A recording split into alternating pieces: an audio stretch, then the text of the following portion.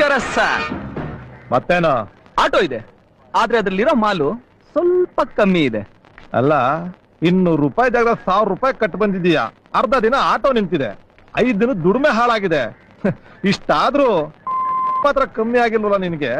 ನಮ್ಮ ಆಟೋ ನಿಂತಿದ್ರು ಮೀಟ್ರು ಓಡ್ತಾನೇ ಇರುತ್ತೆ. ದುಡ್ಡು ಯಾರು ಕೊಡ್ತಾರೆ? ನೀವೇ. 1 ಕೆಜಿ ರೇಷ್ಮೆಗೆ ಎಷ್ಟು ಯಜಮಾನ್ರೆ? 1800 ರೂಪಾಯಿ.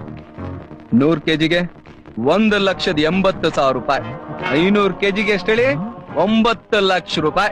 ಏನ್ ಹೇಳ್ತಾ ಇದೀಯಾ? 500 ಕೆಜಿ ರೇಷ್ಮೆ ಕೊಡಿ ಅಂತ ಹೇಳ್ತಾ ಇದೀನಿ. ನಾನ್ ಯಾಕೆ ಕೊಡ್ಲಿ? 500 ಕೆಜಿಗಪ್ಪ ಫೈನ್ ಕಟ್ಬಿಟ್ಟು ಬರ್ತಾ ಇರೋದು.